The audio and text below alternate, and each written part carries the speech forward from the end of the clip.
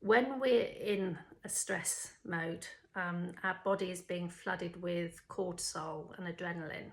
It's basically a mode that we go into to survive, no surprise there, because in the past it would have been to run away or fight something that threatened our life there and then. Now, what's unusual about a cancer diagnosis is that we have this sensation of this thing is running after us all the time. And this is what we need to put straight, because cancer isn't a virus that's come from the outside that we need to fight. I particularly believe that we don't fight anything. For me, I soothed my cancer back to health, and it's the soothing that I want to talk about, because once we have cortisol and adrenaline in our system, all of the blood from our organs and everything is going to our arms and legs to run away from whatever it is that's meant to be attacking us. And we want to stop that. We want to go into something called the parasympathetic nervous system, which is where we go into rest and repair. When we go into rest and repair, other things like oxytocin, serotonin, all these happy hormones flood our system, and surprise, surprise, that's when the healing starts to happen. So let's talk about what it's like living day by day with cancer. I don't know about you, but for me, I'd wake up in the morning and the first thought that went through my mind as I came out of sleep, not even before I woke up, but literally as I came out from that sleeping state, was a thought of, oh, here I am again. I have cancer. They've told me I'm going to die. Now, I was aware that for the first few months while I was in shock, I was living in my head. Everything, I couldn't feel very much. I couldn't get my head around how to function on a day-by-day basis. And very soon it became clear to me that this needed to change. The first step to doing this is to do something that we all take for granted, and we probably haven't done it properly since we were a child, and that is to start feeling again. And by feeling again, I'm talking about feeling what it's like to be in a human body, what it's like to wriggle our fingers, to wriggle our toes. Because I found that when I woke up in the morning, if I immediately went from thinking about things to feeling the privilege of being in a human body, I realised that I could very quickly become aware of using the body, even as simple as using my breath. I could remove myself from those thoughts. And so very quickly, the ability to be in one's body and not one's mind is when you're able to relax and the healing starts to happen.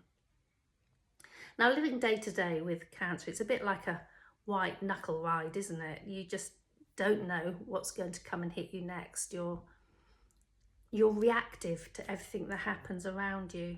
And it's that reactive state that is born out of the thoughts that we have in our mind.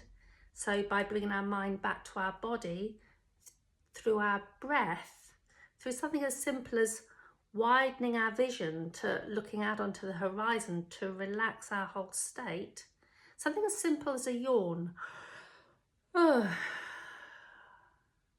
suddenly relaxes everything. And a really good tip that I found was repeating this level of awareness on a day-by-day basis. And to begin with, what I suggest you do is to download an app which I found quite useful called Lotus Bud, and you can set it to come on regularly. I think within the first couple of weeks. It might even be as useful to do this every 15 minutes. Yes, I know it's a lot, but what we're doing is we're creating a practice. So every 15 minutes, a gentle little chimes can go off, and what I would do is I would bring myself back to, what am I feeling? Am I tight around the chest? Has something happened that has made me a little bit more hunched up? And that awareness to the body, bring it back to just relaxing, realising that my head's making me feel unsafe, but in actual fact, I am safe, and just relaxing for that moment.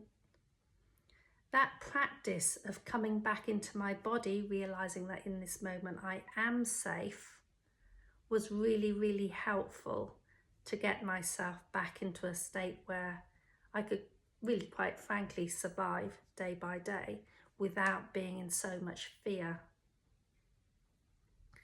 Now, the thing about the central nervous system is that there will be big occasions like going for a scan. This is a big one for all of us, isn't it? And sometimes you need to ramp that up, especially when you're sitting waiting for your turn. And another thing that I found really useful is something called butterfly tapping. If you put your hands over each other like that and you tap independently, it will start to relax you, especially if you're using the breath with that. And by saying to yourself, you can do it out loud, you don't have to, I'm safe, everything around me is safe. You'll be amazed at how grounding that is. And again, it brings you back to your body and just relaxes you. So, cancer doesn't have to be this knuckle ride. In actual fact, don't treat cancer like a storm even. See it as a dance. Dance your way through the cancer and out the other side. See it as something that you can create and grow into another version of yourself, one that is healthy, healed and whole. So those are my tips for today. Go deal with your central nervous system. Put as much effort into this as you are into the diet, and to me those are the two things that are going to really boost and surge you into healing quite quickly. So take care, watch my other videos, comment below, and any other tips that you've got, share them with everybody, and I'll see you again in a couple of days' time. Bye.